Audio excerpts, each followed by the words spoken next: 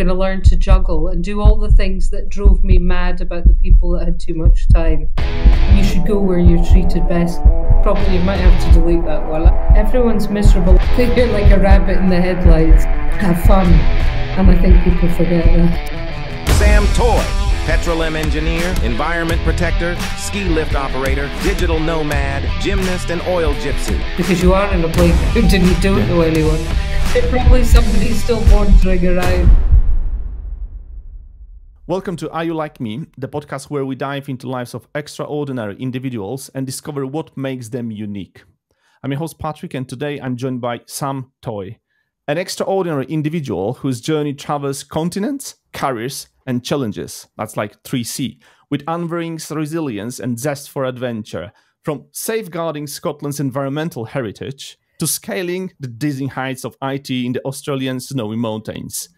She fearlessly embraced every challenge with a spirit of adventure. Great having you here. How are you today? I'm great, thanks. I'm great. Busy as always, but it's the sun's been shining, so that's rare. So we're enjoying that. Are you in Scotland currently? I can technically say Highlands because I'm up in Blairgowrie, so beautiful up here. Great having you here, and I'm really grateful for you joining me. I would like to dig really deep into your usual personal career things, and at the same time go into something that's very unusual. And I know that there is a lot of unusual things. I'll start with something just to spark conversation. You mentioned that you're kind of oil gypsy, and I was like, what does that mean? Well, that's an interesting one. If you ask anyone from Aberdeen, they'll tell you the same thing. It's that when you have parents that work in the oil industry, you follow the oil. So it means that living overseas is the norm. When you've got, we were brought up in Tehran as kids, and before I was born, the family were in Bahamas, and there's been lots of, my parents have moved around Portugal and all manner of places, just following telecommunications and oil. So for me, travel is kind of the spirit of life, and it really keeps you energized. You know, when you're feeling too long in one place, there's that kind of calling. And I think that's, you know, is that genetic or is that, you know, your upbringing? It's I'm sure you've got lots of views on that, but definitely I've got it. And yeah, so I seize the opportunity when I can. This oil thing, that's interesting, because you're following literally the industry and what the industry brings. And we've seen that in movies, that sometimes, you know, family needs to move just because father or mother are having job in a completely different continent sometimes, and they need to move just because this expertise is needed and so forth. So that's how you've been traveling a lot, I presume. Yeah, I should say that we did spend a good solid I don't know how many years in Aberdeenshire. So I would, you know, I'm definitely very much Scottish. But I still maintain a spirit of freedom, and not that boundary, you know, of where you're born is where you have to stay. I always look at countries as almost like products that are for sale. And, you know, you want to choose the place that treats you best, that you feel is part of your flock, if you like. And, you know, I think that doesn't always stay the same. So I think even, you know, with the exciting way that we can all work remotely, which many of us have, that capability, it's just, I suppose, you know, you've got your family to bring up and you want to have that level of stability. But, you know, I think it's a good outlook to think about countries like service providers. You know, what do I get? What am I bringing? You know, obviously have I got sunshine and mountains, but, you know, how's the system run? What's the culture? What's the core values behind that country, and how do they orchestrate organizing things? And I think you know, I could talk for hours about the comparisons and all the different inputs you would put in, but ultimately it's, you know, you should go where you're treated best. And I think you know, I think that following, you know, your heart and where it feels right is an important thing as well. Don't you have this feeling that sometimes we are looking for something, seeking for this best place in the world, even though we've been born, some people can be born on an airplane, and where do they belong? But as a side note, but don't you have this thinking that the grass is greener always where we are not? Probably. But sometimes the grass is greener, that's the truth, so having that itch is not necessarily a bad thing. You can always evaluate. There, I have been to places where I thought, wow, this is really something, and had you not had that itch, you wouldn't have headed there in the first place. So isn't it that we change places sometimes, not only based on work, like we mentioned, but sometimes just because our values are changing, or maybe our current needs? Just like, children are growing up, they need something else, or they are looking for completely different education, or maybe they are looking for their interest. And if they are skiing, that's not much to do in Australia, for instance, in Sydney, if it comes to snow. although Australia has snowfields that are as big as Europe, someone might correct me on that, but that's what they always tell me. I worked in Perisher Blue in the Snowy Mountains, and the snowfields cover a vast expanse. And I have to say, I didn't even know there was snow in Australia until we went out there on backpacking visas, and we were drinking with my cousin and some friends, and they said, "Hey, the Snowy Mountains." And over a few more beers, we decided that the next morning we were going up sticks and head up there for the season. Which, when we woke up, we thought, "Are we really going to do this?" And then we headed off, and sure enough, lots of snow, massive place, and yeah, it was good fun. So it wasn't always going with family. It was like the spark inside of you, and you just traveled. And I know you've been in Australia and you did loads of things over there, different things. Can you just tell me? Because Australia is one of these places where I think, like, yeah, I could live there. Sun is sunny. So I think so the plan was a round the world trip. This is going back, so I'll have to pause and recount. But yeah, so the plan on this one was a round the world trip, flying to Australia and then 6 stopovers. So my first stopover was New York. I had a friend in New York. We were staying with me and my partner, and within a week, I think we'd burned all the cash we'd saved for the year. It was insane. But anyway, well, more or less, I'm exaggerating slightly. But anyway, yeah, it was great nights in New York, great time. And then it was off to Australia, and then we thought, right, better get a job. But on that first night, we checked in, and yeah, big plans were laid, and then we ended up in the Snowy Mountains. I ended up getting a job as a ski lift operator, and my partner at the time, Steve, was working in a cafe. So we didn't have any accommodation, so we found somebody who gave us a lift because we were hitching, because it's in the mountains and they don't have buses going up to the mountains, so you have to. It's like a standard mode of transport there, or it was.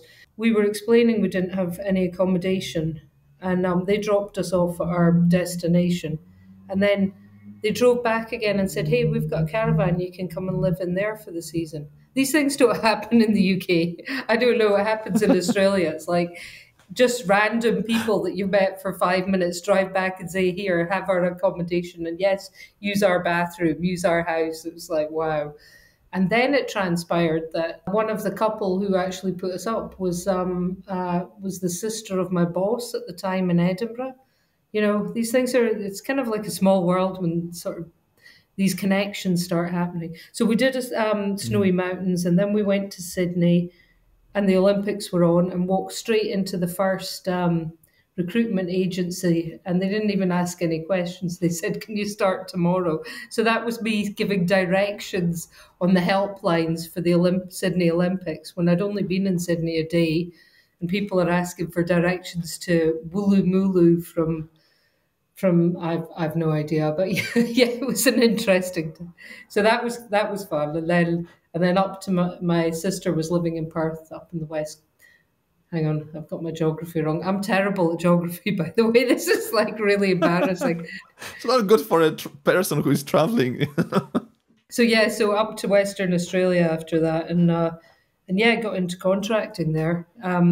I did start a job, these flumes, at this gorgeous sort of marina place, but I kind of got offered an IT job, and that was me jumping into serious work. So one day I was shouting for your hot dogs ready at number 10. And then the next minute it's like into this serious IT role. So that was fun. Which one you liked more? They were both fun, yeah. But yeah, I know how to make a good coffee. So, that was weren't lots of, That was IT. yeah, during the IT jobs.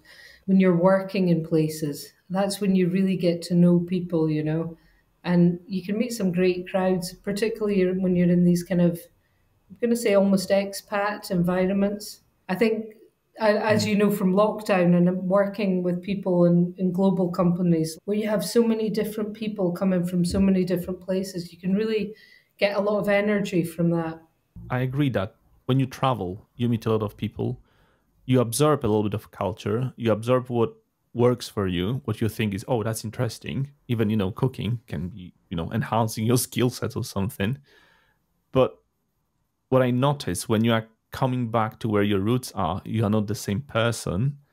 Coming from Aberdeen, most of the herd were moving and travelling a lot anyway, certainly in the circles I was in. So I'm not one of the, in my, say, school circles, I'm not the only one that likes to take off and travel. I'd say the exceptions are the ones that don't, just maybe that's quite unusual. Actually, when we were working in that international role, and then I come back to what I would say is a very Scottish role or a British role, there's a kind of cultural jump even with that, and I haven't actually even moved physically. That's a bit of a dampener. Sometimes I'm not saying I should probably, you might have to delete that one. I don't mean it in that way. I mean, there's you're not getting as much sources. I like lots of energy swirls from different places. That being said, though, I have to say, sometimes when you get the cultural humor that you're used to, it can be a bit of a relief as well, because you're not gonna, people will get it, when you have that crack the jokes. And I had this example when I worked with very local organization, and they were so local that literally 100% of employees, 99 because I was the 1%, let's say, never been to London, and they always been, one city, one town even.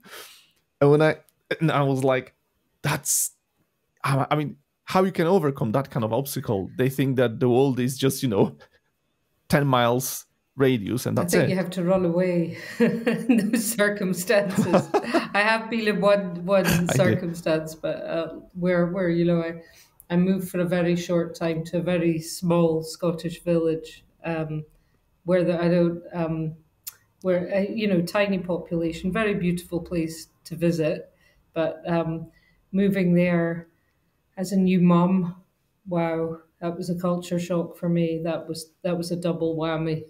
You've got a new child and that extreme kind of their community, and there's huge positives there, but sometimes it's you're not suited because you've been too citified. It's very hard to stay there a long time, I think. So I do remember just before I left for the small village, I was working at large media company, and it was very progressive. And so I'm sitting next to a guy who's sitting on a big space ball, long before it was a thing.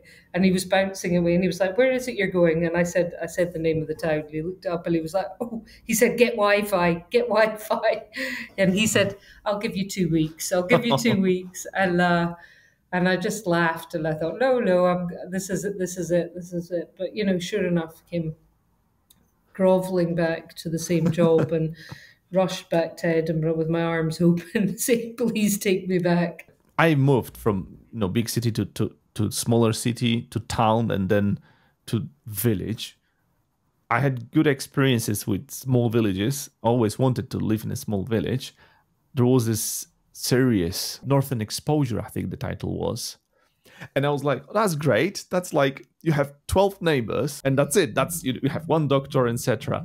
And I have same situation right now. We have Oh, one taxi driver. Everyone knows him. We get older and we see that everyone's helping each other. The most peculiar situation, I think funny, but at the same time heartbreaking in a good way. My wife was with our younger daughter at the GP, and just casual fever, nothing serious. And they came back, and it was our first year in this village. And then we have a phone call, and this lady is saying, Mrs. Szubryt, your daughter left a teddy bear in a waiting area. We'll keep it for her for the next time, or maybe you can just, jump in and take it. In smaller places, you're not a unit like you are in a bigger city. So there is an exposure of your bad habits as well. You need to be careful. yeah.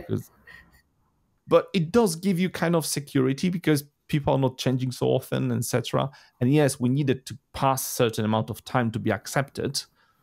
But somehow we did it, I hope. When you are moving through different countries and through different cities, it is just like you mentioned, you are looking for the pros and cons and you're balancing it and trying to figure out what works for me, because there is no perfect place. You've been doing, crazy stuff with your backpacking and navigating people at the Olympics to God knows where. There's probably somebody still wandering around. I can imagine that was fun. But what is more fun even was like you started with art, let's say. Fine art, painting and sculpture, yeah. Tell me about that. If we start from school, then there was acting. There was acting as well, Scottish Youth Theatre, and then on to the fine arts. I've always been into art. So I went to do fine art at the time, a very advanced art school, which to most people outside, nuts, completely nuts. So on one side, I had a guy who was exploring the art of sound. So he had like decks, like DJ decks, but the whole table would spin, and then he had more decks. So there was all this weird music and madness going on one side, and then the other side, I had a Damien Hirst type rotting, decaying, mostly fruit and veg, thank God, but and it was really this advanced, crazy kind of art school. And then I said, look, I just want to paint pictures of people. And they were like, no, you've got to do something radical. I was like, this is me, this is what I do. So my art was meant to be a bit kind of loose and a bit wild and a bit crazy. But when I went to art school, I was boring. It's like you're just doing charcoals. What, life drawing? No. Yes, that's it. So they're like, oh, the traditional. So here's our token traditionalist. Jumped, I think, to riding instructor. I probably got the order wrong. However, at one point there was a I don't know. riding instructor, and then I went to study science at university. Went from fine art to physics and maths and applied chemistry. I mean, going to riding from fine arts, it's like, okay. It's too much work. It's too much work. There's a reason why riding instructors are so slim. Then it was off to a serious job as a petroleum engineer. A lot of travel and a lot of throwing in at the deep end and having to swim, from day one, which was really kind of shaped my career actually, because once you've had a really good, tough grounding for a couple of years and really been whipped into shape, because you're not that way when you come out of uni. I think that uni doesn't really prepare you for the real world, even if it is a good university that's kind of in close contact with your, industry. Sam, you mentioned that university is not doing a great job by preparing people for the career or the job. Well, there's some specifics, I think, but there's parts that I don't think, unless you do a university degree where you've got a placement for a year, which you can do now, the reality of being that rookie, knowing when to keep your mouth shut, knowing what to ask questions, is get to the point, keep it quick, succinct, get your documentation. So when I came in and handed in my first professional report, I got annihilated, red pen all the way through it. And then they sent me off to a professional report writing course, because They said, this is too much work for us. And I thought, how did I come out of uni with all the high scores and not manage to be ready for the real world? And I wasn't. Business and academia, if you go too far in either scale, they're kind of worlds apart. Business, you've got to simplify and make things easy to understand. Academia, sometimes they like to throw in all the flowery big words and not do the simplification. I produced a report in a day, and that report had to be on point and, understand a lot of technical stuff, summarize it, understand what the scope and coverage was going to be, how it was going to be done, bang, bang, bang, get it ratified same day, get the approvals, get the diagrams out there. 7 hours. You can talk 7 months for a thesis. I mean, that's just not reality. In the real, I'm not saying that 7 hours is ideal and it's impossible if you don't get the right people to support you. Just sometimes there's different types. I'm going to offend people here. Okay, here we go. There's PhDs that have deep importance and meaning, and some of the stuff in medicine and discovery, spot on. But then there's the other PhDs where I think people are just living in an alternative reality. And I think there's something, some of it spawns from jealousy on my side, because the idea of you spending 7 years procrastinating about the stars. Oh, well, actually, I'd love to do that, So I think there's an element of, you've got such an extreme end in industry to some of the more eternal studying PhD type courses. I'm not dissing them. And the world needs their creative types that will really go there. But then there's that kind of middle ground with quite a big amount of people that come out and, okay, what are you going to do now? Oh, I'm going to be a lecturer. I'm going to stay there now. I get that when you are saying that people are going with the research and, they're not changing the world through the research sometimes. They're just building foundation for something. On the other hand, we have business, just for instance, and in finance industry, we know this is just like everything needs to be rapid. And very often when you just prepare a report, the minute you hand it over, it's obsolete. Just get the product out, you can show us a report afterwards, but build the thing, test the thing, roll it out to our test bed of customers, and then let's talk about the reporting. It's just, let's break down any bureaucracy. But any of you that have worked in the large scale banking and the likes will understand that there's layer upon layer of not doing that. This reporting part, I'm seeing it as something that will just safeguard how I made my decision, maybe. And when we are touching the decision, the foundation that comes from knowledge, that comes from mastering a subject, that comes from not only experience, but I would say theory. So if we are talking, let's say, about management, it might be that these people are not the ones who should make a decision because they don't have enough knowledge. I think I've seen good and bad. I've seen people that can turn on a dime and just, come in lateral view and just, thinking laterally and thinking wide and kind of looking in and just saying, okay, let's do this. And I would say that when you get in front of board members, sometimes it's quite refreshing in that, we're talking about, I think there was a provisioning of an app that was, we're testing the performance of the system and processing it. And there was a long drawn out discussion about what would be an acceptable response time for a credit check. And he's like, get me a stopwatch, somebody. One of the exco guys sitting around the table when we're having this discussion. Get me a stopwatch. He's there on his phone, and he just goes and buys something just to sit there and say, right, well, that's the end of that debate. This is our competition, and this is what we're going to get. And I love that kind of lateral thinkers. But I suppose it's the challenges when you've got lots of layers of management, and then some of those layers are just noise, because they've not got that clarity of, they've been trained to do things in a particular way. You've got to have you've got to come in laterally, and I think there's too many layers in a lot of places. How one can fix that? Get rid of them. I'm sorry, but I've worked in huge organizations, huge ones, where it's been as 4 people producing multi boxes for homes. You think, if you try and do that now, you need 400.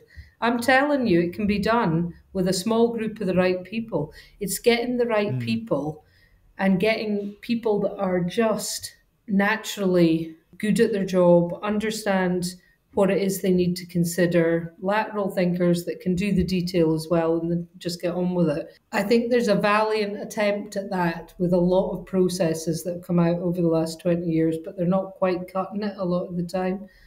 I saw a really great interview with the founder of Telegram. He ran a Facebook equivalent system on his own with millions of customers. And he was doing support probably through the night. I'm not saying that's right. Obviously, the guy's a workaholic and, must have been young enough and didn't have 3 kids running around. But there's a happy medium there. And I think that people lose touch with reality. I'm possibly on the Elon Musk side of things when it comes to what my approach would really be on this. But that's because it works. And I've seen it work. There is a cost associated, but it works. I heard, not so recently, but some time ago, Altman, the guy from OpenAI, he mentioned that we are very close to have a 1 billion company driven by one person. And I think this hyperautomation might be a thing. When you are saying that one person was doing the call center during the nights, that can be delegated to the machine. This is the way that you start your business, you shape the business, you understand it from 0 to 1, back to fourth to back, and you understand what is working, what is not working, and it is very easy for you to maintain the values, the mission, the vision, and so forth, because you don't need to communicate that to anyone else. And when you have these layers, for what you just nicely emphasized, people are disconnected to what we are really doing here. They're just cogs in a machine doing their bit, rapport from left to right, then gathering dust and another one, but they don't understand why we are here, what we are doing here, what is the bigger goal, where we want to be. Yeah. And isn't it part of communication that it's not being done properly? That's one skill, communication. And through all the books I read and lectures, there was always this saying that any success is just, 3 things: communication, communication, communication. Yeah, it took completely. And if you have these layers, it sounds like we have this whispers from side to side, and the end message is completely different than the origin. Even though people go for PhD, great. We have also people who are very practical. They just learn things in a different manner, and they are very successful and they are talented. It's just the way they absorb knowledge and skill is completely different. But at the end, it starts with communication. I've seen it work in large organizations with good communication. But I think there has to be a lack of fear in the environment, but enough to keep you working, because people without some level of fear, you could say, can get a little bit lazy. But there is a communication where people can say, hey, to the CEO or the domain lead, I don't think that's going to work. So you have to arrange events of ideation and thoughts in those kind of, liberating structures, if you like, which is basically just let everyone have a say. Having that environment where people can talk. And it takes a lot sometimes to get people to open up. And this is where the frustration sometimes I feel around the lack of recognition around is the fact that they don't understand the benefits of a warm, fuzzy team. When I was a rookie, I was in Australia actually, and I got a job as a tester, device tester. And we just had this amazing team, really, really gelled. Everything was wonderful. And I kind of thought in my naivety, wow, that was like the best team ever. It really was one of the best teams ever. I think we got in trouble for laughing too much generally from the other rooms. And it was a serious tech company, you know, it was building the transport systems for San Francisco, Trans-Bay Area and Singapore. So, and it was, I think, the space production agency as well. It was a proper serious job, but we had so much fun. This team were amazing. I thought this just happened by luck. It turned out that my boss, who was in Australia, I ended up having a connection with him through friends back in Edinburgh. And I spoke to him years later about the job and the team and how wonderful it was. And he broke it down for me because he was the manager, how he created that environment. And I was I was blown away because I just thought that it had happened because the work that he'd done was, I'm not going to say not appreciated, but not visible. You know, it was the fun things that were inserted into that environment that created it. So yeah, leadership, you got to have fun. And I think people forget that. I think people do forget. It's all about fun at the end. You remember this moment. You said a lot about empowering people so they can have their voice, they can be heard, they know they can be heard, they know they can have opinion, they can do things, not only reports, and leadership with fun. How does this guy change the environment? I presume it was completely different before he came. The dynamics were top-down encouragement of autonomy. It sounds really cold when you say it like that, but what I'm saying is our boss sat there cracking the jokes with like the rest of us. There was I remember there was referee cards, you know, if somebody swore too much, there's the yellow card and the red card. And it was encouraged that, you know, our boss is acting in the way that he wanted us to act. I think there was structure in that some of the games or the ideas that came out weren't just off the cuff. He used them in all the jobs he went to because it worked.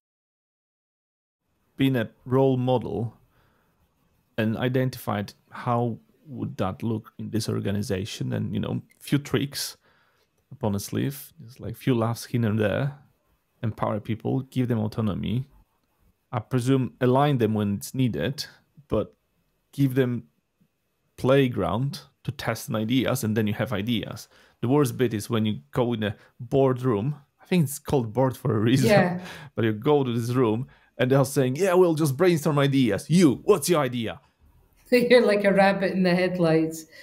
I think there's an important part that I missed there, which was the selection of the right characters to make the team dynamics. If you've got the right characters in there with the capability, then that's also important. I think the mix.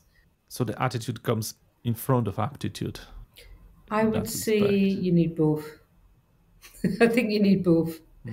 But although I have seen people existing in environments that, you know, hell, if you've got the bandwidth, I'd employ them. Were they the best workers? No. Were they absolutely integral to the team's comedy factor, fun? And I'm not talking about stupid people either. I'm talking about, you know, some very intelligent people that, you know, are integral to the team and really were the vitality of the team even. Did they contribute work-wise? Questionable. Would you take them on? Possibly in the right environment, because, you know, I think it's good to have a balance there. But, you know, some people work, you know, or anybody, I'm sure you've found this as well. Have you been in a job where you've flourished and everything, you know, is fun, you're natural, you're on fire, everything's buzzing, you're doing the right things. You make mistakes, but you're getting pulled up, but you've got this real flourishing. And then there's other jobs that you go into where you're really put in a box. You're not happy. You kind of, you know, it's a nervous situation. There's some tensions, and and it's not quite gelled. And I always think about, particularly on the coaching side, is how to get unleash that kind of individuality and recognizing how that functions is quite fascinating. I had this situation, and I have very good two examples. I won't say companies' names. The first one was when I had like massive imposter syndrome. I didn't know what I do, and they knew that. But somehow, me being kind of a newbie in this team, I brought what was needed as per energy, I think. So yes, questionable if it comes to a value to the work, but if I wouldn't be there, I think that I was kind of a glue to everything. And then it worked, it triggered. They needed someone to release this talent and potential. And it was really difficult at first because I didn't know what I'm doing. In a different organization, there was a challenge. Don't get me wrong, it wasn't boring. And it was very, very serious. But somehow, even though people were great, something was off. It was always a little bit like tiring. There was a reward, but it wasn't the kind of reward. And I think there wasn't fun. It looked like in this organization, fun was prohibited. They're not as constructive, are they? When you're in these serious places, they don't do as well. Everyone's miserable and not hitting the mark. Simon Sinek mentioned that if you don't empower people in the right way, I'm not quoting, I'm just paraphrasing what I understood. People won't give you, sweat and blood if they are not aligned with your culture, if they don't see you as a good leader, and if they don't have a little bit of fun, I presume right now after our conversation. It is just dull, boring, serious, but it's too serious, and that puts amount of stress that it's not needed even to accomplish some of the things. And if you just put a little bit of fun, a little bit of healthy banter, jokes here and there, give people freedom to express, or just accept stupid ideas. Yes, it's stupid, and we want it stupid because that makes us laugh. They'll give this extra hour. They'll just run this 1 mile more. That's from experience. Definitely. And when you think back on your career, the ones that you remember are not necessarily the most interesting jobs, but it's always the people. You remember those times. I had this is going to sound like a bad leadership, but I'm not sure. I got a phone call. I came back to the office after lunch and I got a call from my team, or the head, of the team, and said, "Cover for me, Sammy. We're in the pub." And the sun was shining outside and there was a pub across the road. And I remember thinking, you buggers, you didn't invite me. They're asking me to cover for them. I'm their boss. They should be hiding that from me. But they trusted me enough to say, "Cover for me, Sammy. We're not coming back." I think people take themselves way too seriously. At the end of the day, we spend a huge chunk of our life in the workplace. You got to have fun. Backpacking, you always wanted to be this digital nomad. Always, yeah. And just travel with a backpack, always. So if you choose place that you would like to just not stay for long, but the best for your career? Having been in Scotland a long time, when my kids are up and out, then having somewhere with warm weather for me is the weather's an important thing. I mean, I want somewhere that has a vibrance about it. When you walk into a city or a town, you've got a feel. It's got to have the right feel for you, And I think to that end, I think what makes a feel for me is probably a bit of an open cultural community.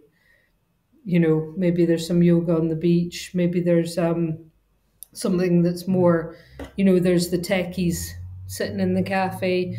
There's also, a bit of like some random bumbling tourists, the ones that like to, get drunk at 12 in the afternoon. I want the whole lot all mixed together. I wouldn't say I want to be in somewhere that's too tied down and specific. Something where there's, but you want somewhere that feels like it's a happening place. There's something happening, you don't want to feel like you're in some kind of sat Pumpkin town life. unless you're in that mood. And this is the thing, as the mood changes, the need changes. Because just as I said that, I thought, well, hang on a minute, I would quite like to go to somewhere on a Tenerife mountain where there's like population is like 5 folk and there's a couple of goats wandering around and, wild kind of back country. But then sometimes you just need to be in the thick of it, you know. So you want, so what do I want? I want somewhere with mountains and good skiing and a vibrance. I want somewhere where beaches that's warm. I want, obviously, partly home, and kind of Scotland where there's the family and the tradition. But, I think the solution for people, certainly like me, that likes to keep things fresh, having, 3 residences that you swap around depending on the time of year. That's the ideal, not being tied. Is this why you try or be successful with Airbnb and properties? I like beautiful places, so being able to set up a couple of B&Bs that are kind of made to a really nice high standard, that have all the nice, kind of quirky things. If you've ever been to Budapest and you've got these apartments that you rent there, they're all like that. They're all amazing. They've got quirky this and then you come to the UK and it's like, oh, it's like just tired. So it's getting that, injecting that vibrance and that mad, funky, kind of quirky, but creature comforts. I take pleasure in that. And it has meant a lot when you get reviews back, when they get it and they appreciate it. I had one person wrote a big, long review list about how, they'd appreciated all the detail. And I thought, thank you. That was my efforts in there. So that's one thing. Just a love of nice. Is it like artist calling that you want this quirk? Oh gosh, when you're trying to make these quirks working.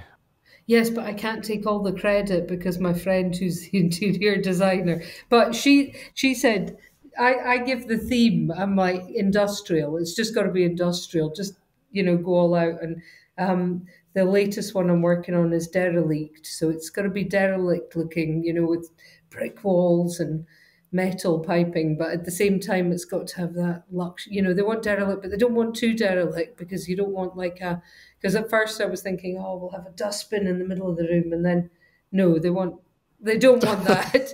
Because I was thinking, in true derelict, it would be like when I was backpacking in Australia, when we'd have milk crates as as the bottom half of the bed, so you'd just buy the mattress and you'd stick it on top of loads of milk crates that you probably borrowed from down the street. And that was derelict. And I was thinking, oh, maybe I'll go the real thing. I'll go milk crates. And then I thought, no, people don't really want that. They want the idea of roughing it, but actually being in luxury at the same time. I remember some architecturally in Scotland. Then, Edinburgh and Glasgow, they were like completely two different places. What I liked was like tall windows, which you lack in Cheshire. Maybe you have some in London, but they're not the same. The windows are really massive and they are really tall. And that reminds me the architecture like we have in Berlin, Poland, France. It's old buildings where you have these apartments with tall windows and there's ornaments. And I feel like, oh yeah, that's really, really nice, roomy. And the wooden floor, not very common. We have carpets here in UK. So yeah, I think that, there's plenty of things, just like your ceiling. It is just, reminding me of this ornament. Oh yes, I'll have to really brilliant. show the wooden panel. Yeah. I don't know how well you can see that there with the fan and the wooden panel. You can see it. Yeah. So yeah, it's really amazing. And it does bring the character. When I used Airbnbs for a while, I used, some cottages as well. And you remember, this one was particularly good. Why? Because of this quirky things, or maybe there was like a feature or maybe theme that we did like. So definitely, I think that's the way to go. And I believe that you traveled a lot, you've seen a lot, moving things here and there. So they are like dedicated for people who travel, and it looks like it will be, home away from home, but at the same time, completely different home that you can have at least, crazy for a week or two or weekend, and it will just, brilliant at that point. Yeah. I was thinking, you traveled, you worked, yes, you gave navigation to Olympics. That Bad was navigation. that in Bad mind. navigation. Bad navigation. Although my skin tells me I'm Scottish because I'll burn just, in under a minute.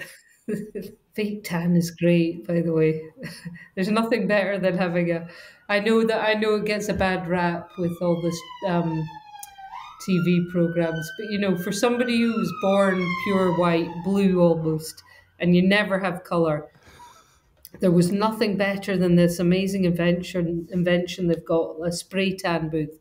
You step in, and then you step out, and then overnight you wake up and you've got the most amazing tan, head to toe, perfect. And what happens then is you go on holiday, and on day one, bronzed, amazing.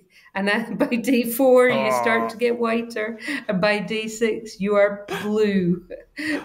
It's awful. It's awful. Being European, it is kind of a gift that we don't burn. I mean, we can at some point. But my daughter used to go to primary school when she was like a little bit younger, and she was told off for not wearing sun cream. Yet it was 20 degrees and no sun for us. I'm like, that's nothing. Like, we need at least 28 to start. And when we had 27 degrees in Cheshire, there was a red alert, and you could see no one anywhere, windows shut, curtains, and we were just, sitting in a garden. We didn't even put our parasol on. It was like, yeah, that's okay, 27. Just because we grew up in an environment when 32 was summer, and that was like for 6 months straight. It could be minus 27 as well, but that was a different story. So it is completely different if it comes to tan. We do have vitamin D deficiency very, very quickly here in the UK. Heading on to maybe more life stuff. So traveling a lot. Not anymore. Can I just say?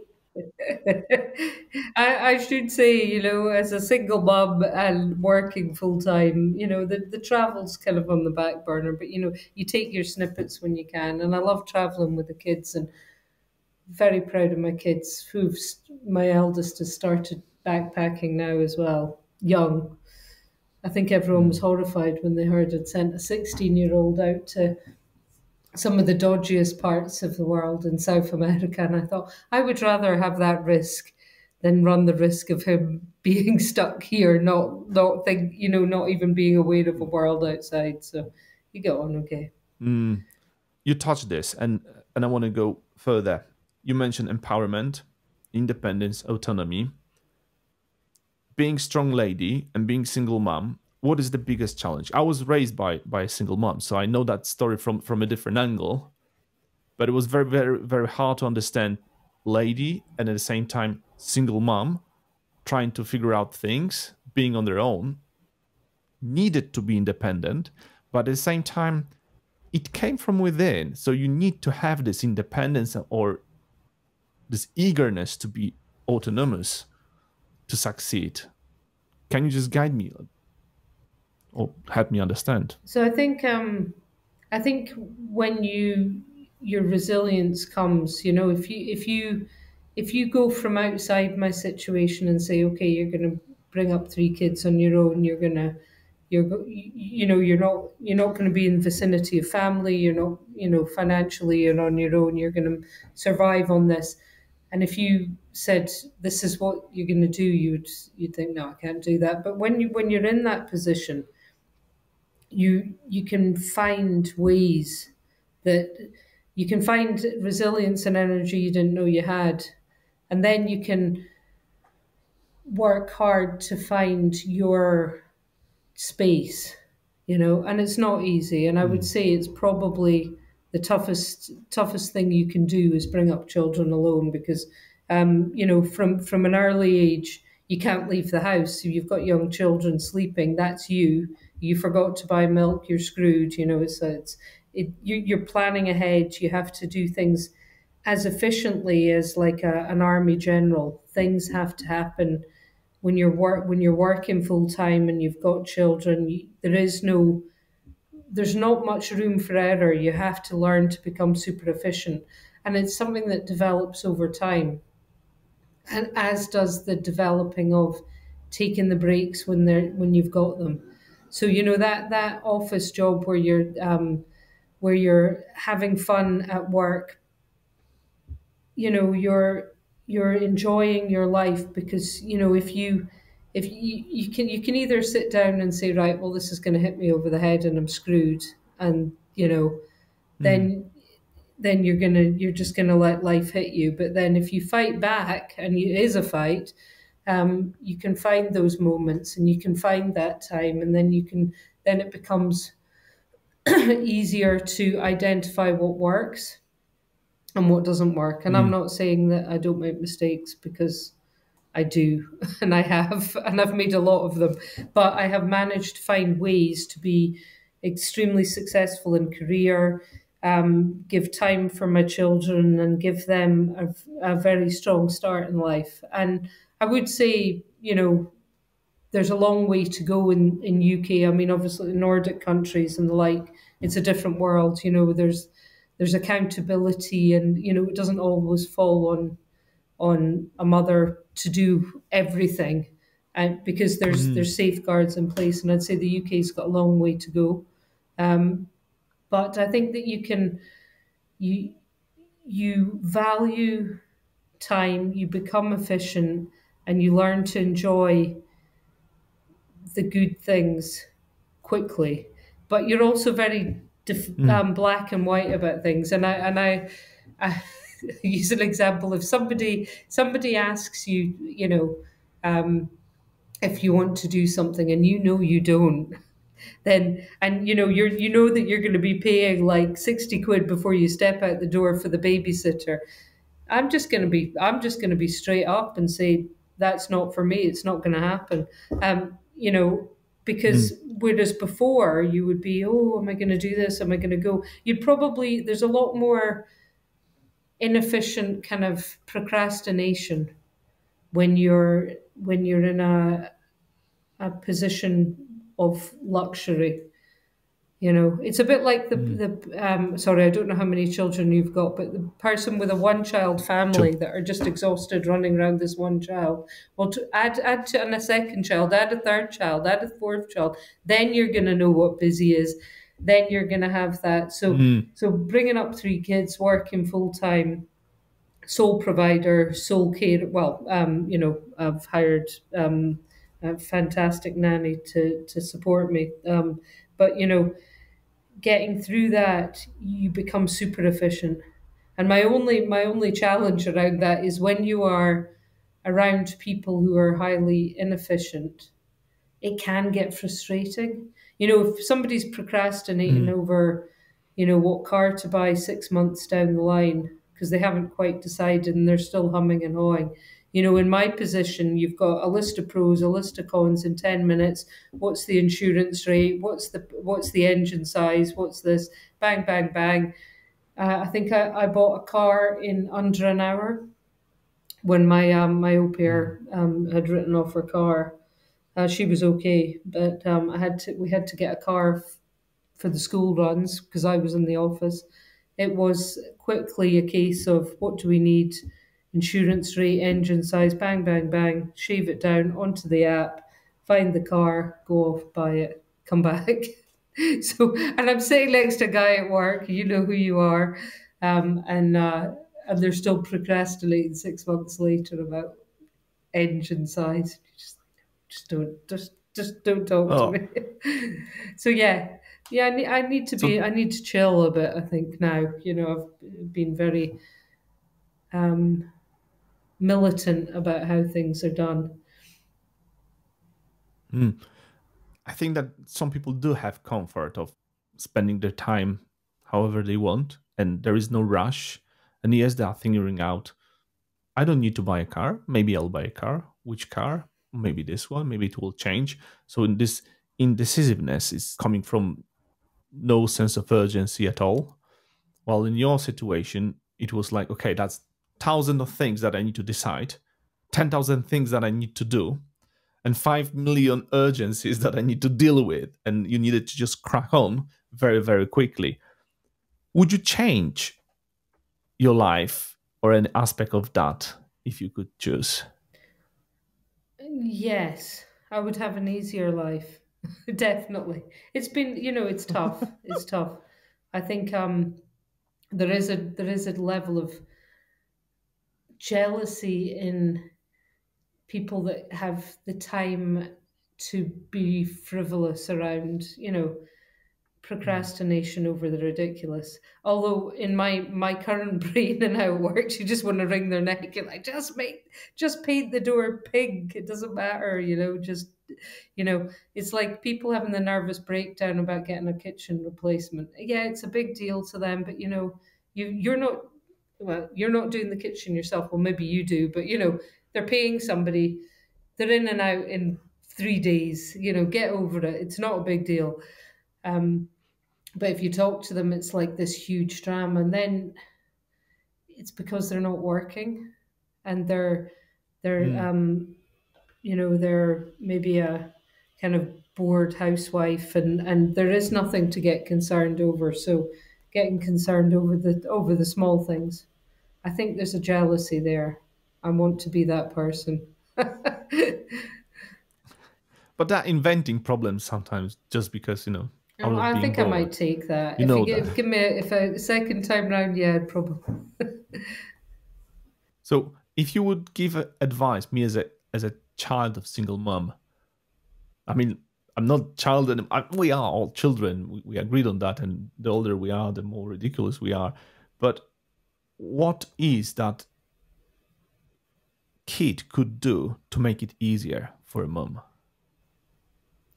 I think respect. You know that whether you don't have to be an adult to understand things are tough. So just to say, Mm. okay, do you want me to do that dishwasher? I've got teenagers. That doesn't happen. But I think and maybe I'm wishful thinking on that one. But just acknowledging that and that having that understanding is enough. And possibly a little bit of help in the house as well wouldn't go amiss. But that's the So key thing, I think. When you're going to that much effort and you're contributing majority of your life for the cause. You're giving your life to bring up dependents. It's important that they respect you for that. mm. So do you think your children are like that? Well, it's hard to. I think teenagers grow hordes and then they come back to you. So there's peaks and troughs. I don't. I think deep down, yes. What would you do later on when kids are just, off I'll home? I'll I'll tell you what I'm gonna do. I'm gonna get dreadlocks. I'm gonna go to Bali. I'm gonna Bali, as in on the beaches. I'm gonna learn to juggle and do all the things that drove me mad about the people that had too much time. How much spare time do you need to learn to muck around, to juggle? I mean, these people, and you've got adults learning to juggle, and please, you're going to tell me you juggle, and then I'm going to be really embarrassed. But No, I never understood that. How they are doing but it? it's Why? the idea of spending your time doing something completely. I think I need 3 months. 3 months to decompress. After it's been 18 years now. Mm. It'll be a few more years yet. I'm going to go and lie on a beach and decompress, get dreadlocks, and be that probably just age disgracefully. That's the intention. And I probably will do all the kind of startup crazy ideas that I've had and wanted to do that didn't quite get the time to get to. Some are saying that all of these ideas sometimes are only ideas just because deep down you don't want to do them. You think, yeah, they are interesting, but somehow not interesting enough. And yes, I get that sometimes you don't have time to do it, even though you really, really want to do it. But if we are thinking about, startups, once again, we're talking about startups. We don't have any idea about startups, maybe. But if that's connected to your career, I think that it's doable. You can do it. Being, independent, it will just tick boxes like autonomy, independence, doing the work, not waiting for anyone else to do it. So what kind of ideas you might have? I have an idea around. I love the principle of learning. I love Udemy, the training where you've got a global list of tutors that can teach, and basically it's very much how you score is how well you take. You want to learn anything, you can go onto this app and you'll find a personal coach that will coach you through. I'd like to, one of my ideas was to have a university. So you're blending the fun of university and that, having groups doing, clubs and societies and fun, but being global and then having remote training so that you could, let's say, in the Canary Islands, you'd go to this university and which happens to be on a beach and there's surfing, but you can study law because the part of it's remote. But having an institution which is basically a hotel with some in person, some remote, and marrying up the two to be more forward thinking. That's just one of my many ideas. But I think I've had ideas like to orchestrate that have fallen over through lack of time. I was very lucky in that I was working amongst technical architects that I would say are pretty much world top and globally really, really strong. It was payment initiatives coming out in the UK, and I thought, I've got the best group of payment and technical architects and engineers. We can devise these systems and put them in as a proposal. I got as far as the registration, setting up the company, doing all the groundwork. But in the reality was I had kids at home, I had a full-time job. And in order to go to that next step would have required taking time off work, would have required finding funding to pay for these guys who are all fathers as well that needed to pay for the kids. And, so they weren't going to come in. And so timing did get in the way of that one. I think that I have no doubt that if we'd had more time, we'd have scooped that one big time. There's ideas there that I know came across challenges. So then you're kind of like, okay, well, what are the ideas you can do that are going to fit around my situation? I think it's good to keep the ideas coming, but probably I think I'm a bit of like the fireball approach. You get these ideas and you jump right in. For me, I probably need to take a step back and kind of think them through more. I noticed that so many young people are being fed with literally thinking you can have your 5 minutes and you can be billionaire without doing anything. And yet they are not working, they are not doing anything. They just wait. Yeah, I'll have my time. Yeah, I'll do it. Yeah, that's my startup. And nothing is happening because they don't do the work. So I understand why you are frustrated when you are surrounded with people who are writing reports or coming and, trying to be a wannabe star of which activity, and then not achieving it when you had such a lack of time because you had 3 kids. There is no second person who will just take a burden of the dishwasher, for instance. Yeah, the dishwashers. I don't mind the dishwasher, but everyone's got their thing. But yeah, I mean, there's so many ideas, there's so many things, and it does take time. So I think in reality, that sweet spot when you come out of uni and you're still fresh-faced, but then you kind of lack the drive. I'm not sure you have the full drive at that point. It depends on the individual and what they've been through, I suppose. It is individual. I think it is. Some people are naturally the one who cannot sit in one place. That rings them bells. And they need to just do things. And some are the procrastinators, just thinking about, it wouldn't be good to do something or have something. Yeah, it's very often, I want to have something. I want to be someone. But instead of thinking, I want to achieve something, I want to do something, I want to build something, I want to, I don't know, climb a mountain, or I want to learn how to play a piano. No, I want to be a pianist, but I don't want to learn how to that. So people are taking off the painful part of learning or walking towards a success, they prefer the last bit of it. Yeah. And when you think about, I mean, anybody I know who's successful, there's been a lot of graft to get there. It doesn't just spring up, whether it's financial or whether it's from a skill set. It's there, it's all those steps in between. I think there is a worry in the kids' generation. They come in and they're just thinking maybe they do get lucky with Bitcoin. But once that money's blown, they're screwed because they don't understand how they're gonna, actually get down and orchestrate an idea to fruition, and that's tough. I mean, these flats were tough. Getting them off the ground was hard. I think the UK's not really been that kind to entrepreneurs. I think it's a very difficult country to in the current climate to do anything and actually stay. If you're keeping your head above water, you're doing okay. You're doing very well, in fact. Why do you think that it's not good for Because entrepreneurship? it's run by people who are clueless to running business. And this is the challenge, that the frustration isn't just me. It's, introducing legislation that allows margins to not exist, for them not even to consider margins before they introduce legislation, to tax companies out of existence before they've even got off the ground. There's such a lack of understanding and simplicity.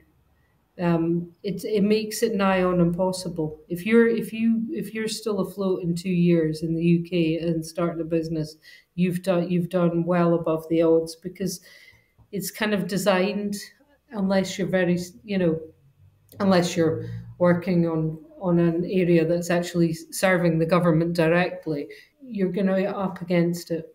Whereas you see in other countries where they embrace entrepreneurialism and they having thought and having that kind of energy, and will really help drive that innovation. And I think it's a shame because if you look at the list of things that in Scotland, for example, the inventions and the things that came out of Scotland, you look at the list, it is phenomenal.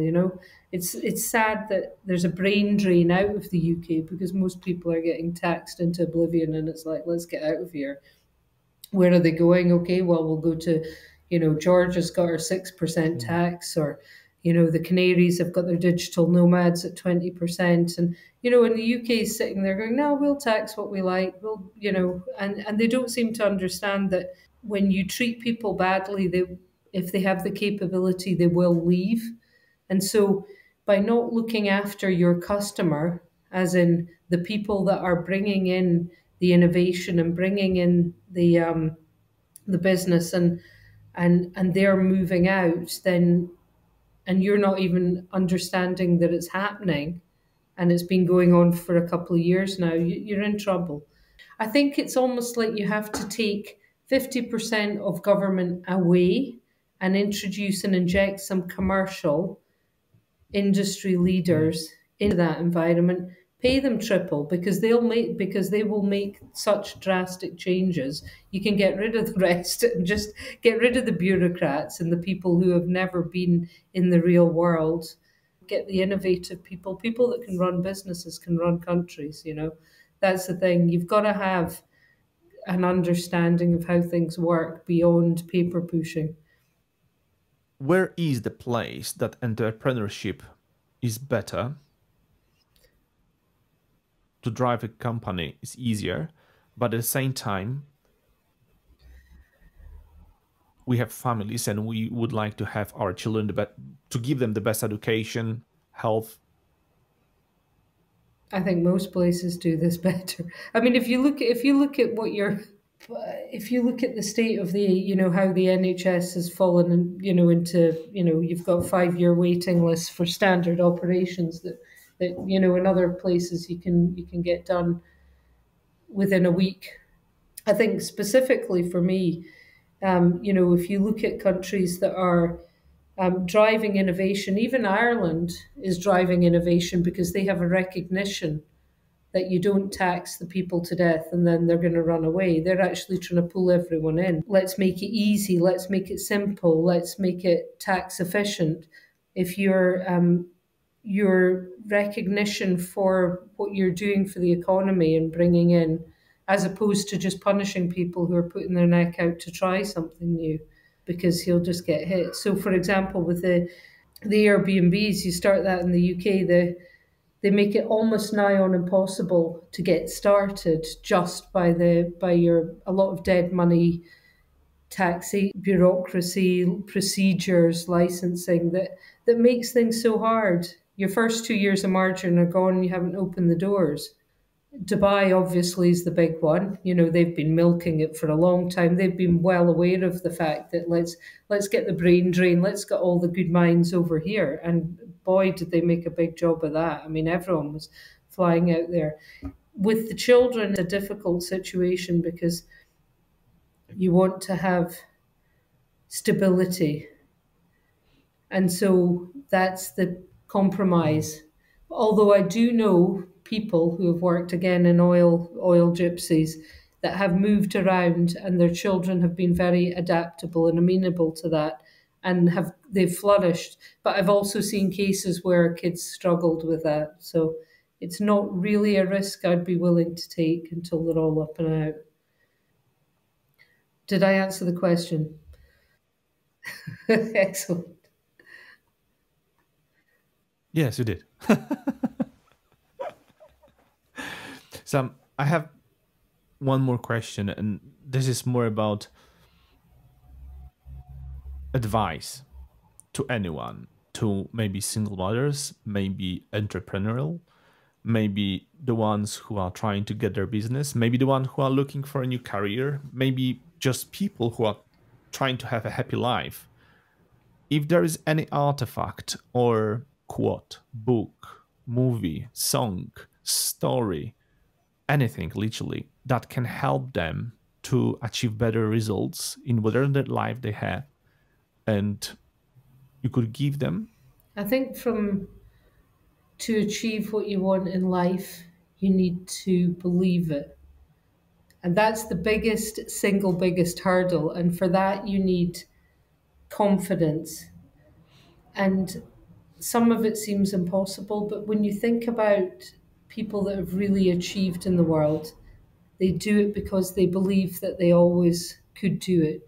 If you look at the Arnold Schwarzenegger, he never had any doubt in his mind from the get-go. So I would say if there's anything you do, is do whatever you need to do to get to a point that you believe that you can do it. Because once you've hit that, and if you're willing to graft, it's going to happen, you know, because it's the self-belief that's the big thing. And for that, it's not one, you know, artifact I can point you to or one piece of advice.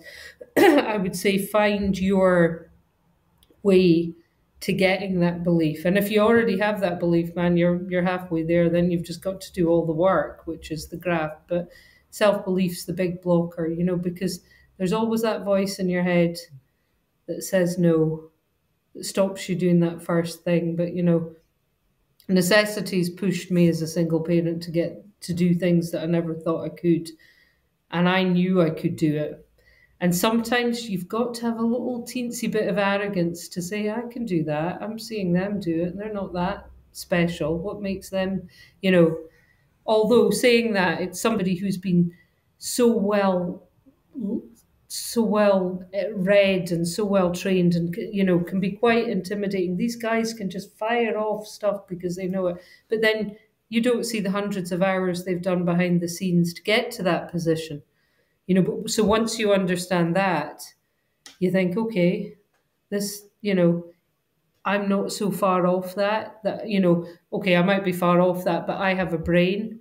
I can think, I can learn, I can do things, and I can do that too.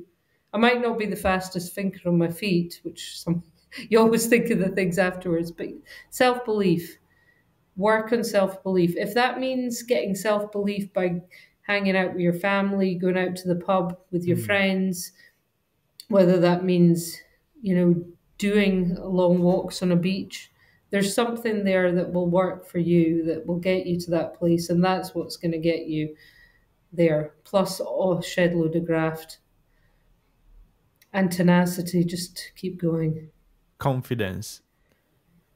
Were you always confident? In some aspects, yes.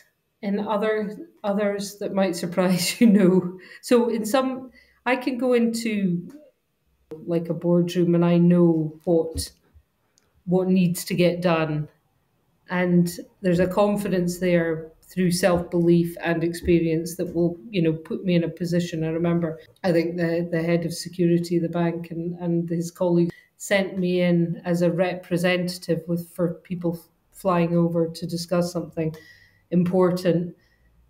So quickly I grabbed the best SME in the building. Obviously, I was like, come on, we're going to do this. But, I was tested. But, yes, I believe I have confidence there. But then you put me in the school playground when all the mums know each other, and I, never got the opportunity much to do school runs because I was always at work. It's terrifying. I've got no confidence. So, one person's easy is another's hard. So I would say there's insecurity there that, drives all of us. But how you deal with these places when you are non-confident? I think it's an interesting thing, It's avoiding. I think apparently, according to Jordan Peterson, there's a lot of parents at the school run that find it hard, especially if you're out of your comfort zone. It's probably like being in a new school in a playground where you don't know anyone, because you are in a playground and you don't know anyone. Is there anything I didn't ask and you think I should? No, I think you've covered a great many subjects there. Thank you very much, Sam. Thank you. And thanks so much for organizing. I believe we learned a lot. We learned about empowerment. We learned about what the leadership looks like, how it is to be on the spot, only one, trying to sort out everything, which is always being shared by multiple people. And what do you expect back, and how little it is, but how big difference it makes. And I think that life and a journey, and especially journey when you are navigating people at the Olympics, it's kind of, exciting and unusual. And it does spark a lot of ideas to everyone who listens to that. So I strongly recommend.